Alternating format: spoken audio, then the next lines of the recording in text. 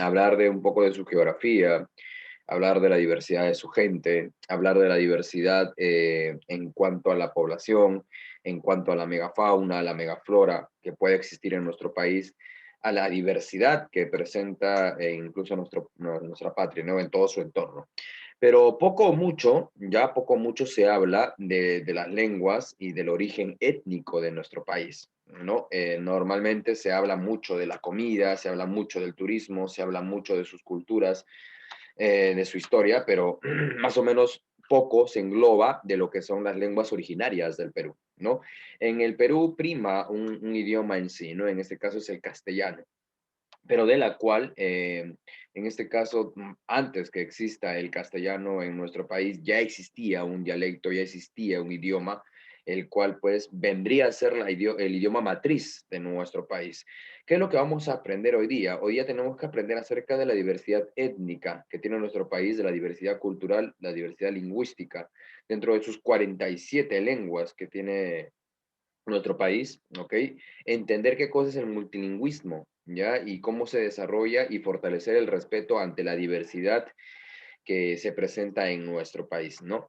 Más o menos en este periodo que ustedes ahorita están ejerciendo académicamente y periodos anteriores, no sé si ustedes han tenido el placer o el gusto de poder, en este caso, conocer o, en este caso, poder compartir con personas que no están o que no viven en la capital, sino que provienen de la sierra o de la selva peruana.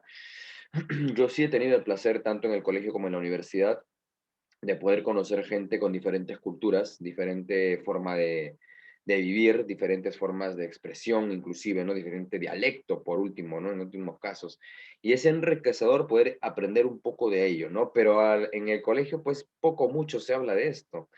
En este caso, tenemos que entender, ya, que según el censo del 2007, ya, según el censo que se hizo en el 2007, el 85% de la población declaró que el castellano era su lengua materna. Lógicamente, ¿no? Porque en este caso, pues, nadie aquí nace y de frente habla quechua o habla aymara o habla otro idioma, no, no, no nace con esa situación. Entonces, el 85% de la población peruana desestima al castellano como su lengua materna, ¿no? Y entonces hay un porcentaje, más o menos del 15%, el cual pues todavía permanece con el idioma original, en este caso con el idioma indígena. Estaríamos hablando más que todo del quechua, ¿ya? Estaríamos sobre todo hablando del quechua.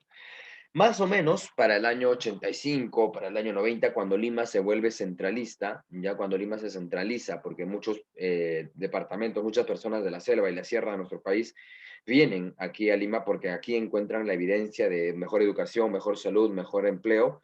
En esos años empieza a haber un tipo de clasicismo en el Perú, una serie de racismo, por decirlo de esta forma, en nuestro país, debido a que en ese tiempo no había tolerancia ante las personas que vienen, lógicamente, de nuestro mismo país, pero provienen de lugares más alejados. Entonces, incluso hasta la educación.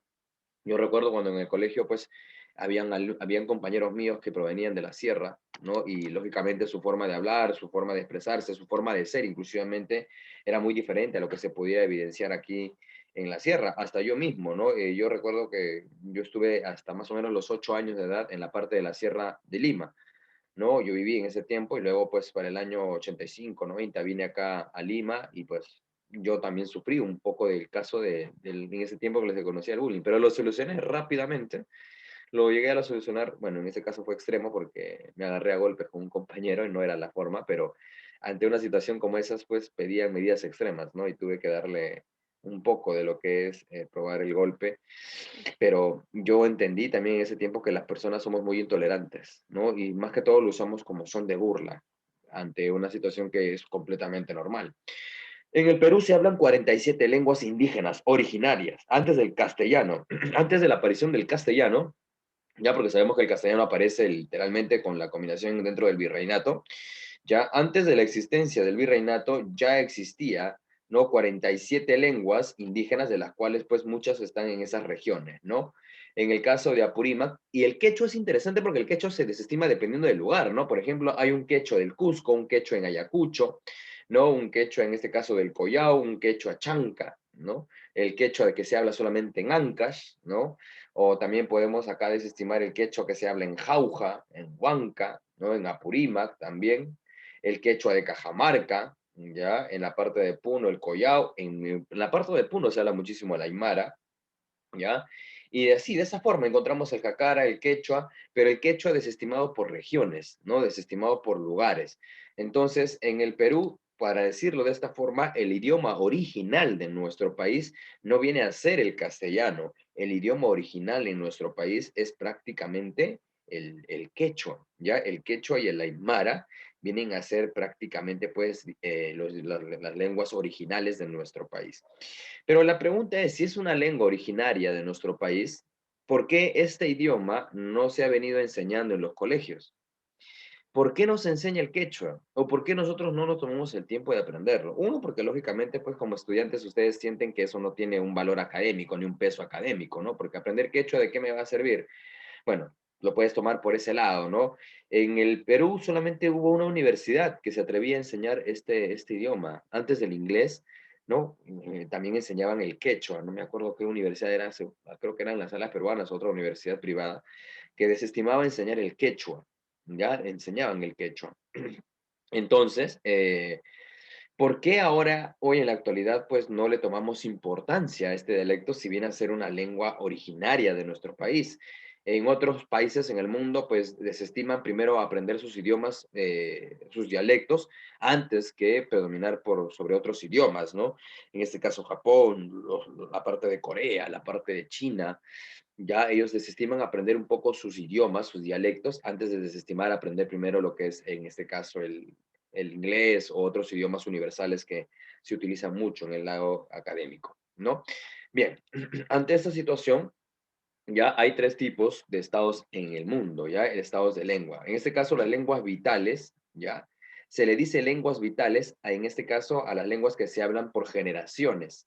Es decir, que se transmiten a los niños y niñas, ya que son aprendidos lógicamente por sus padres, y esas pues cuando van creciendo, esto no muere, ¿no? Eso constantemente permanece, por decirlo de esa forma, permanece en vigencia. Ya se habla en la comunidad, se habla en el hogar, a eso se le llama lenguas vitales. ¿Ok? Luego tenemos las lenguas en peligro, ¿ya? Las lenguas en peligro son aquellas, en este caso, que se hablan solamente por personas adultas, los cuales, pues, los niños, que vienen a ser la parte del futuro de una familia, aprenden algo o poco de esa lengua, ¿ok? No se habla con frecuencia, no se usa con frecuencia, pero solamente las personas mayores lo utilizan y los niños, pues, pueden aprender uno, dos, tres palabras, las cuales, pues, no son tan utilizables ni siquiera en la casa, ni siquiera tampoco en la comunidad. Y las lenguas que se ven seriamente en peligro ya son las que solamente se utiliza, en este caso, por la población de adultos mayores, o sea, por los abuelos, y de la cual, pues, en este caso, los niños, los jóvenes tienen poco contacto con este dialecto y se va perdiendo con el tiempo, ¿no? En este caso, los abuelos mueren y ya esa lengua deja de hablarse y lógicamente con el tiempo se pierde. En el Perú, ya se han perdido varios dialectos, ya se han perdido varios idiomas o lenguas, perdón, de la cual pues estas lenguas se están tratando de recuperar, ¿no? En este caso, uno de los dialectos o de los idiomas más antiguos de nuestro país, lo que estudiamos en el curso de Historia del Perú fue el puquina, ¿no? Una combinación dialéctica muy interesante que los incas lo utilizaron, pero con ello se murió, no se pudo expander más allá. Lo que sí quedó fue el quechua, ¿no? El quechua sí quedó, de la cual pues hasta el día de hoy en el sector andino de nuestro país de la sierra se sigue hablando, el sector aymara también en la parte de la selva, la xaninca, el cual pues poco mucho se sabe de este dialecto, esta lengua se habla todavía en la parte de la selva peruana. Y aún en la selva, ya, y aún en la selva todavía permanecen tribus en sentido que están lógicamente pues en el aislamiento, ¿no? Hay algunas tribus que permanecen en el anonimato, ¿ya? Y que pues no saben de lo que nosotros tenemos ahorita, ¿no? Hay muchas tribus en la selva que gozan de ese anonimato y pues permanecen en su dialecto, perdón, viven en su mundo, ¿no? No están en contacto con el mundo actual y pues gracias a, bueno, no gracias, sino pues en desventaja a la tala masiva de árboles, esas tribus se han visto obligadas a salir y pues recién nos hemos enterado de la existencia de estas grandes de tribus que vivían en la selva peruana, la importancia en este caso de saber resguardar y respetar, en este caso, a dichas culturas, ¿no? Entonces, las lenguas permanecen en un estado vital. Ahorita el Estado, pues, no se enfoca mucho en esto, ¿no? Podríamos decir que el ministro de Cultura es el que debería, pues, en este caso, poder estar al pendiente de toda esta situación, pero sabemos que poco, mucho se hace, en verdad, por lo que nosotros tenemos aquí en contacto. Ahora, hay algo importante, ¿no? Nosotros hemos analizado las lenguas como tal. Ustedes no tienen ningún problema con la educación.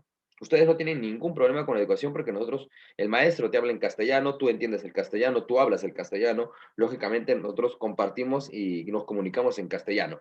Pero ¿qué hay? ¿Ya? ¿Qué hay de los grupos étnicos? ¿Ya? De los grupos étnicos donde pues la educación es difícil del acceso, ¿no? ¿Cómo haríamos en este caso para que se pueda conectar la educación? Porque recordemos que la educación no solamente se debe centralizar en Lima, no, la educación debe llegar a todas las partes del territorio peruano. Y como dice, en este caso, como se dice en este caso en los derechos humanos, ¿no? Que todos los niños están con los derechos, que la educación debe ser responsabilidad de ellos, ¿no? Que incluso la educación debe ser gratuita. Pero imagínate, si aquí en la capital tenemos defectos con la educación, tenemos problemas con la educación, imagínate cuántos más un niño de la sierra o de la selva peruana tiene esos problemas. Ahora, ante la pandemia, imagínate, si antes de la pandemia los niños de la sierra y la selva peruana recibían o tenían libros de hace 30 años, 40 años atrás y con esos libros estudiaban, no tienen o no tenían una buena pizarra, no hay un buen salón de clases, los cuadernos pues lógicamente son reciclados y los pocos maestros que pueden llegar hacia esas zonas pues tienen que caminar horas y horas para llegar a un colegio. A diferencia de ustedes, ¿no? Que pues el colegio pues está a unas 2 cuadras, 3 cuadras, o bueno, tomándose un carro llegas, tienes un buen salón, tienes una pizarra, tienes computadora, ¿no? Imagínate, antes de la pandemia era eso, ahora después de la pandemia, ¿cómo solucionamos ese problema, ¿no? Los niños que no tienen y no saben incluso el uso de una computadora, el uso de la radio, incluso hay lugares, hay sectores donde incluso las radios no llegan.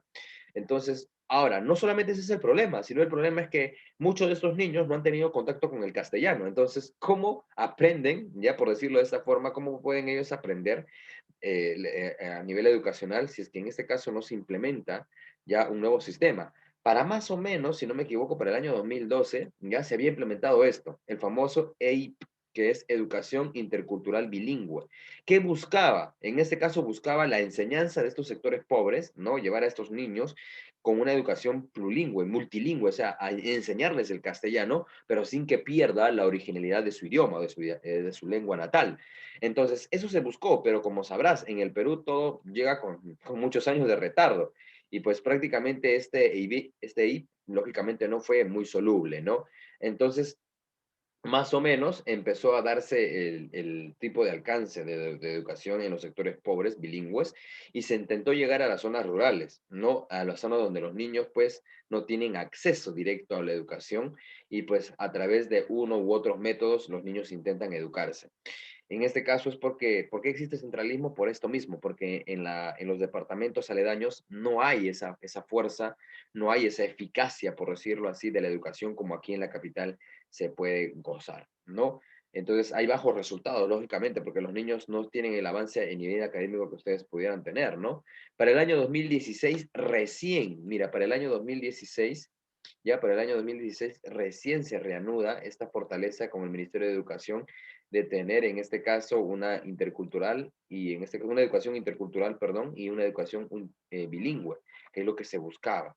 Entonces se ha ido fortaleciendo a los maestros, se ha ido capacitando maestros, lógicamente pues, ahora como profesores también llegar a esas zonas, lógicamente es difícil, aparte de que si un profesor de acá de la costa o de la capital bueno, no gana tanto, imagínate llegar a la sierra, tampoco va a ganar mucho, ¿no? Entonces, no hay una motivación para que los profesores también puedan llegar. Hay profesores por vocación que han llegado a esos sitios, ¿no? Y se han dado con la cruda realidad de que ese sector de los niños, pues, necesita muchísimo en cuanto a lo que es el nivel de educación y cómo que podemos fomentar esta situación, ¿no?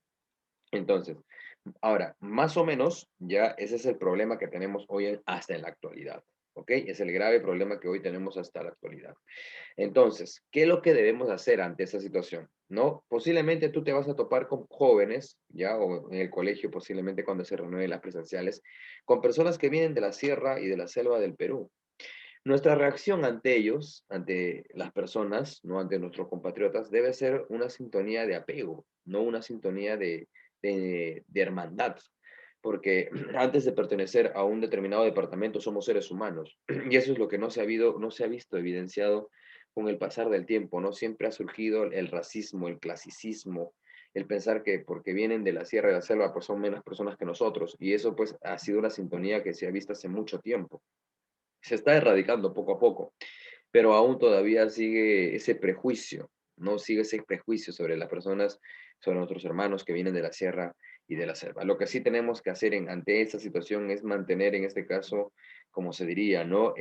Mantener la integridad, ser íntegros ante esta situación, mantener el hecho de mantenernos como personas y admitir, ¿no? En este caso, que también nosotros, nuestro linaje original no proviene de la costa, proviene literalmente de la sierra peruana, ¿no? Todo peruano que está en nuestro país tiene sus orígenes en la sierra peruana.